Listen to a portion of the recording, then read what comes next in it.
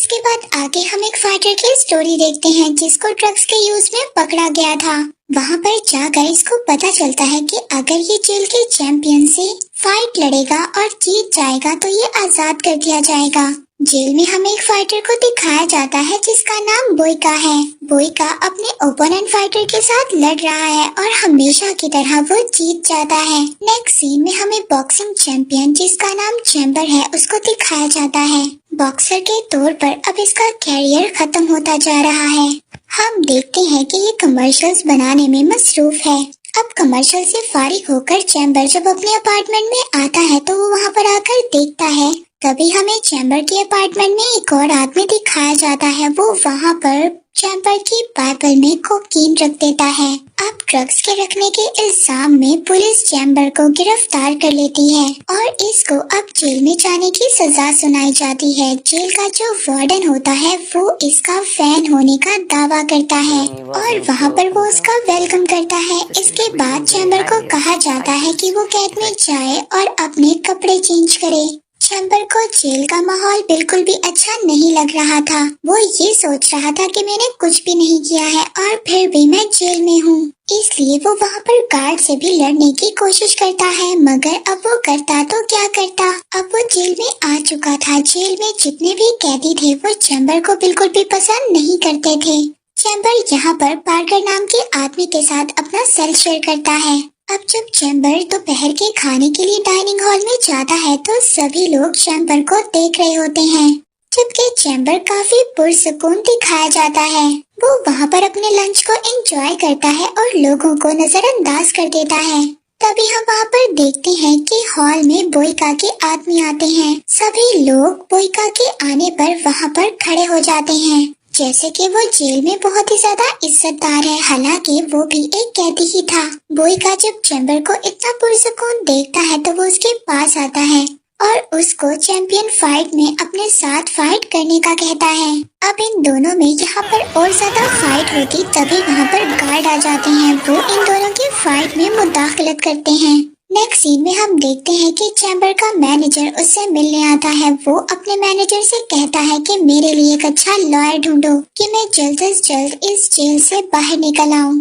Chamber का manager उससे कहता है कि तुम बेफिक्र रहो, मैं पूरी कोशिश करूंगा कि तुम्हारे लिए एक अच्छा लॉयर ढूंढूं ताकि तुम जल्दी जेल से बाहर आ जाओ। तुम सब्र करो क्योंकि इस काम में थोड़ा सा वक्त लगेगा।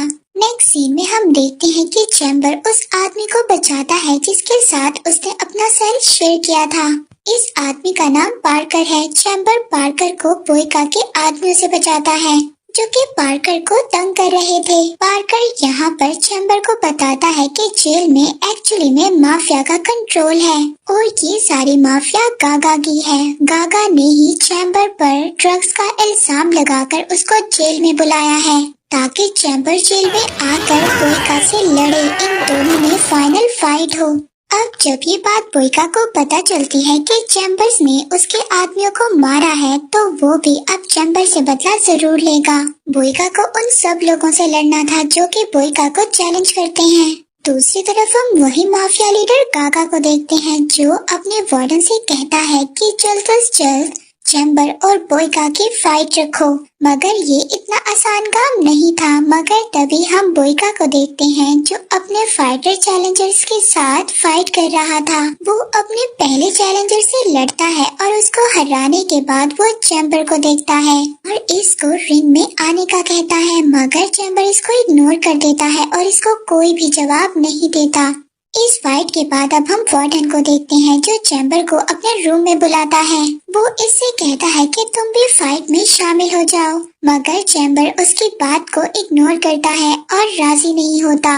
अब ये सब सुनने के बाद कि चैम्बर ने फाइट से इनकार कर दिया है तो वार्डन उसको करने के लिए भारी काम देता है ताकि वो खुद ही थक कर मजबूर हो जाए और बोइका से लड़ने के लिए तैयार हो जाए।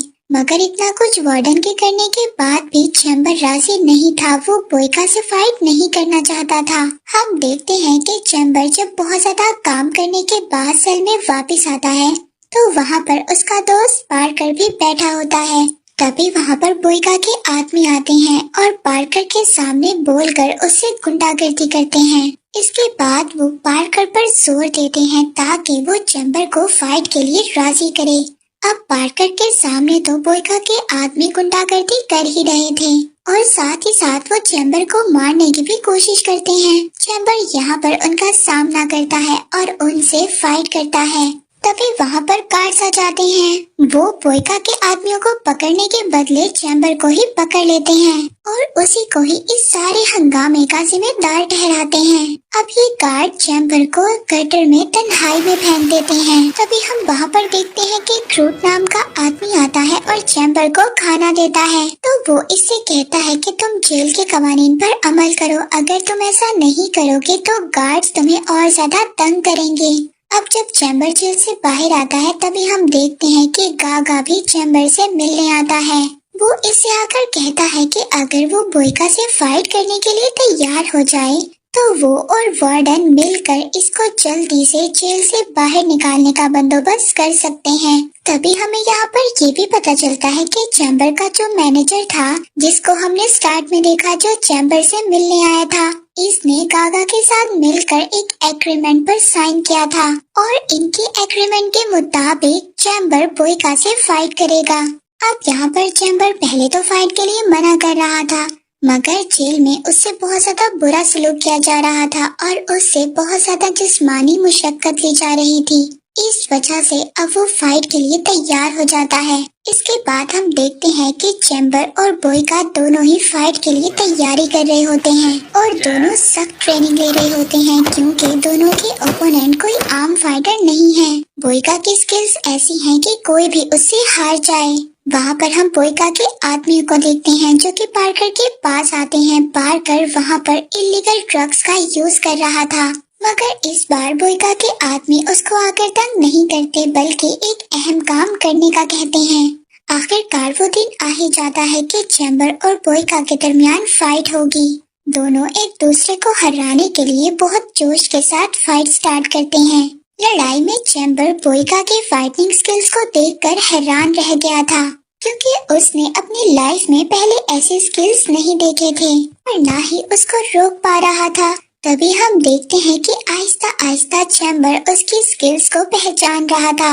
उसको समझ आ रही थी कि वो इस पर कैसे अटैक कर रहा है और यहाँ पर हम देखते हैं कि चैम्बर उसके अटैक्स को रोकने में कामयाब हो रहा था। चैम्बर यहाँ पर बोयका के अटैक्स को रोकने में कामयाब हो जाता है और फर्स्ट राउंड में जीत जाता है।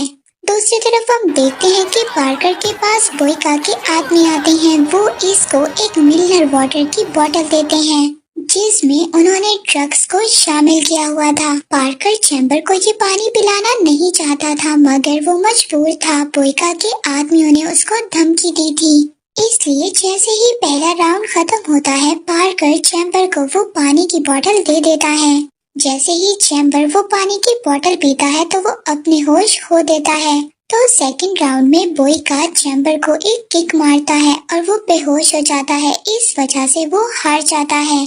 तभी हम चैम्बर को देखते हैं। जब उसको होश आता है तो उसको पता चल गया था जो उसने पानी पिया था उसमें ड्रग्स था। अब चैम्बर बहुत ज्यादा गुस्से में आ गया था और वो पार्कर के पास जाता है इस बात की एक्सप्लेनेशन लेने के लिए कि उसने उसके साथ ऐसा क्यों किया। और जब वो सेल में जाता है पार्कर से मिलने के लिए तो वो वहाँ पर हैरान हो जाता है ये देखकर कि पार्कर जो अपने आप को मुजरिम महसूस कर रहा था उसने अपने आप को मार दिया था और साथ ही उसने चैम्बर के लिए एक सॉरी लेटर भी लिखा था। चैम्बर को ये बात समझ आ गई थी कि पार्कर ने उसके साथ ऐसा इसलिए किया था क्योंकि उसको धमकी दी गई थी। अब चैम्बर बोयका को इन सब चीजों का कसूरवार समझ रहा था। वार्डन वहाँ पर बोयका को सजा देने के बदले चैम्बर को ही सजा दे देता है। वो चैम्बर को बर्फानी सर्दी में पानी के टावर के साथ बांध देता है और गार्ड्स आकर इसको मारते हैं क्योंकि चैम्बर ने बोयका से फाइट की थी इस बात पर कि उसने उसको ड्रग्स क्यों दी। इस वजह से उसका फ्रेंड भी मारा गया। इन सब बातों के बारे में बोयका को कुछ भी नहीं पता था और जब बोयका अपने लोगों से पता करता है तो उसको पता चलता है कि उसके लोगों ने ही चैम्बर को ड्रग्स दी थी। इसलिए बोयका अब अपने उस आदमी को मार देता है जिसने जानबूझकर चैम्बर को ड्रग्स दी थी। इन सब के बावजूद ये सब कुछ उन्होंने बोइका की जीत के लिए किया था, मगर बोइका को ये सब कुछ पसंद नहीं था। बोइका को अपने खेल में चीटिंग पसंद नहीं थी। इसके बाद हम चैम्बर के मैनेजर को देखते हैं जो कि गागा के पास जाता है और गागा से वहाँ पर कुछ पैसे मांगता है, क्योंकि वो बाहर के मुल्क में फरार होना चाहता था और इसीलिए अब वो चैम्बर के कैरियर की और ज्यादा देखभाल नहीं करना चाहता। तभी हम देखते हैं कि चैम्बर के मैनेजर को गागा पैसों का सूटकेस देता है और तभी अपने एक आदमी को कहकर उसको मरवा भी देता है। वहाँ पर हम देखते हैं कि चैम्बर को सर्दी में सजा दी गई थी, लेकिन हम यहाँ पर ये भी देखते हैं कि सभी कैदी चैम्बर की इज्जत करते हैं और उसका ख्याल करते हैं। वो सब लोग उसको कपड़ों से ढांपते हैं ताकि उसको सर्दी ना लगे और उसको गर्म खाना देते हैं। जब ये बात जेल के वार्डन को पता चलती है तो वो उन लोगों पर गुस्सा करता है।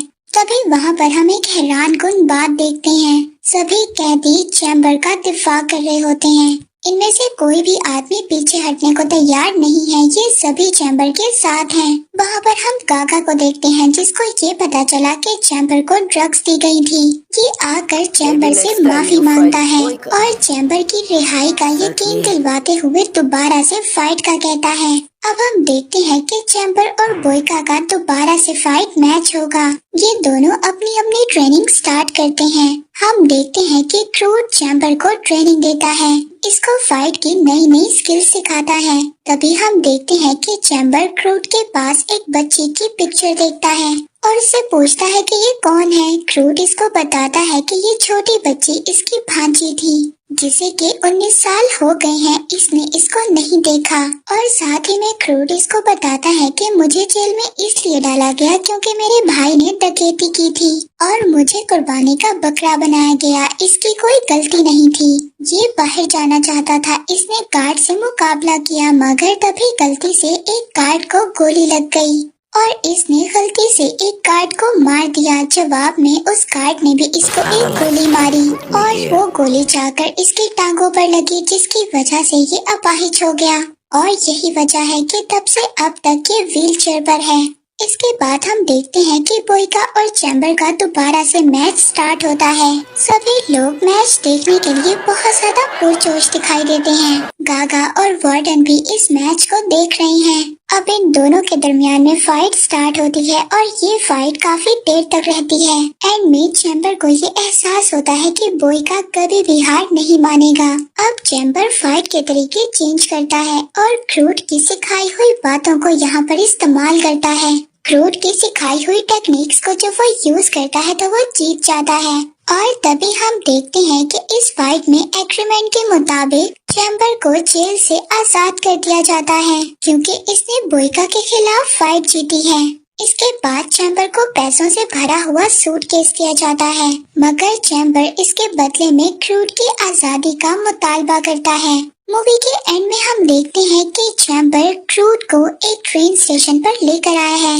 हम क्रूड और उसकी भांजी को इतने सालों बाद मिलता हुआ देखते हैं। क्रूड इन सब के लिए चैम्बर का शुक्रिया अदा करता है। वहाँ पर चैम्बर भी क्रूड को शुक्रिया कहता है क्योंकि उसने इतनी अच्छी फाइटिंग स्किल सिखाकर उसको जेल से रिहा करवाया था। हम देखते हैं कि क्रूड इतने सालों बाद अपनी भांजी से मिलता है, वो उसके गले लगता है और चैम्बर वहाँ